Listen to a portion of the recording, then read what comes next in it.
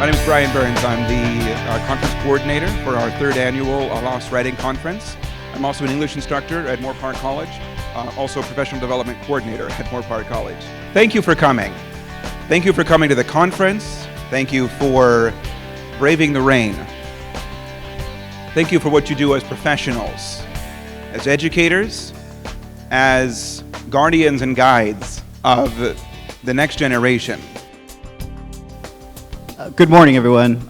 My favorite Facebook meme of late is one that says, anyone who's ever been to a faculty meeting would never recommend arming teachers.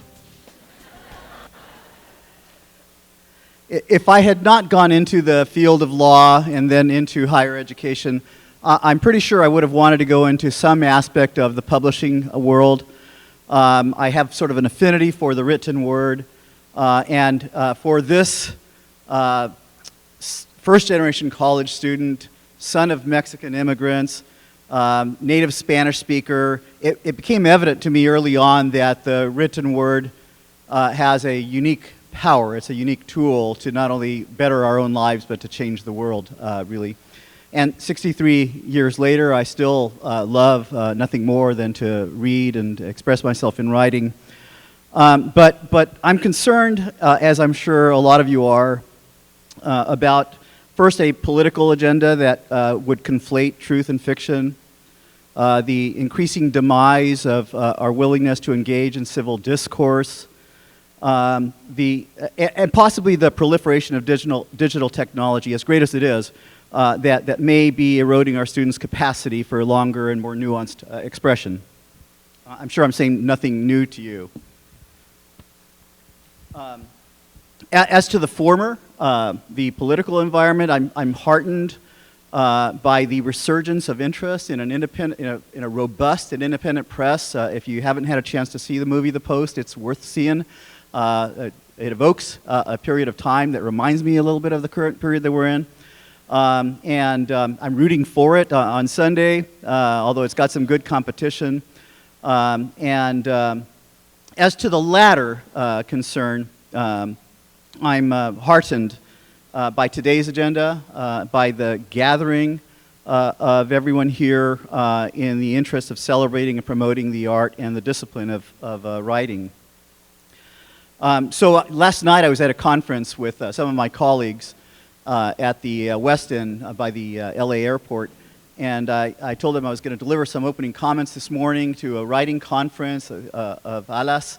And I wanted to close with some example of something beautiful and poignant, and possibly because I was sitting with our Vice President of Academic Affairs is a poet. This is what we ended up with. And my apologies that it's a little somber, but I'll offer a note of consolation once I read it to you. I know you know this, and let me pull it up on my iPhone. And I think we couldn't help but be thinking about the shattered reverie that we've experienced once again in Florida a couple of weeks ago when we landed on this.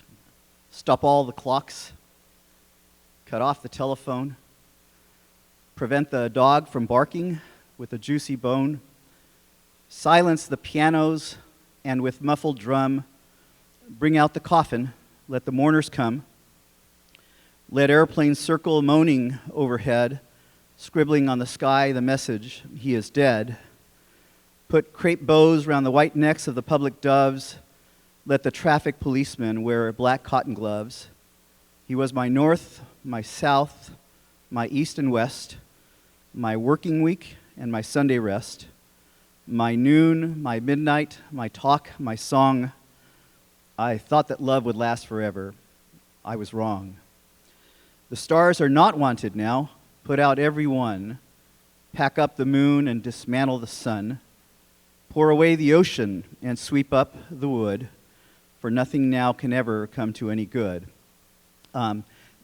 Somber, and my apologies for starting off on a somber note, although what the author doesn't tell us, what we all know, having lived on the planet for any period of time, is that one word of consolation is that the darkest night is inevitably followed by dawn. And one more note of consolation is, as somber as that is, it beats the heck out of the required reading that I've been having to carry with me for a professional development conference I have to attend. And the name of the book is called Thanks for the Feedback, The Science and Art of Receiving Feedback Well, even when it's off base, unfair, poorly delivered, and frankly, you're not in the mood. The last note of consolation I would offer is one that means a lot to me, and that is from this horrible tragedy that we witnessed again, we're seeing the very best of our young people who have embraced the cause of making schools safer, who are articulate, intelligent, eloquent, and that speaks so well to the education that they've been receiving. They reignite my hope for the future of our nation. Thank you very much, and let me pass it to I wish you a productive.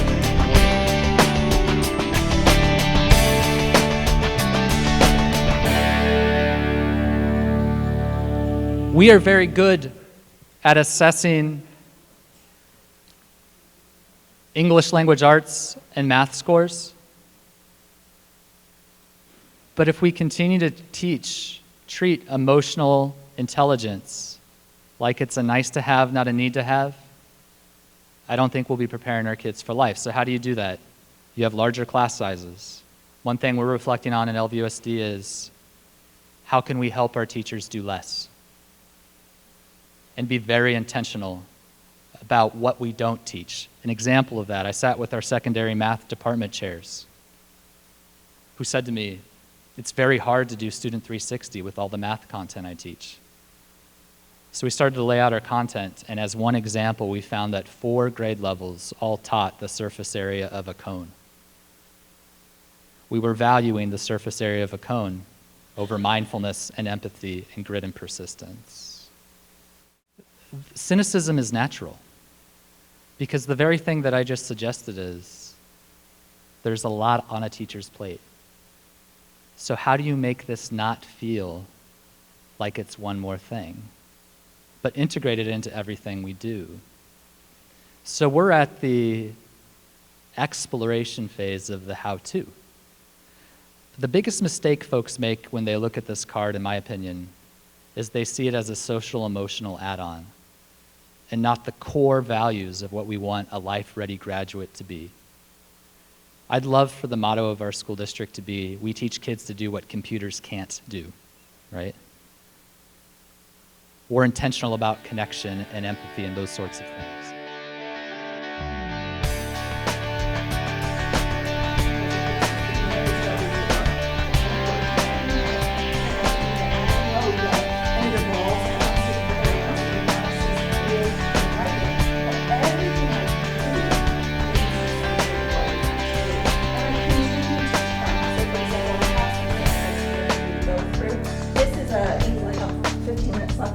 Questions and show you some samples.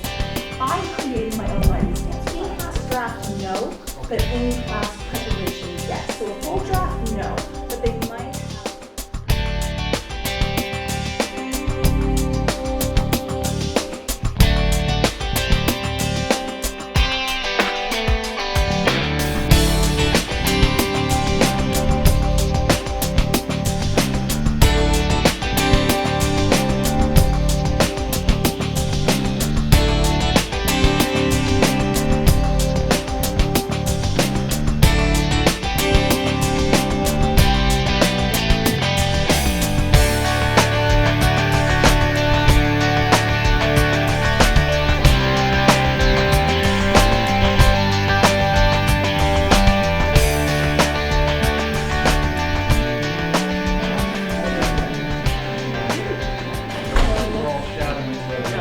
This is the first year we've done that. I'm taking a senior science fiction class at Aurora High School, and we've spent years trying to get into what we call senior English electives, and would love any feedback you guys have. Now the college is responsible to demonstrate that the student is highly unlikely to succeed.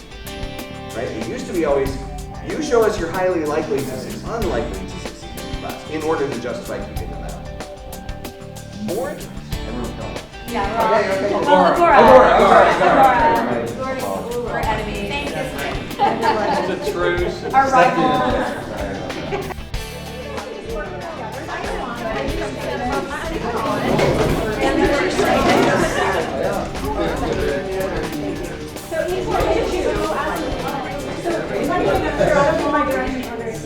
Choose one as a group, which one combines a great. Does anyone have something already? Oh, I know. As a group, it's not very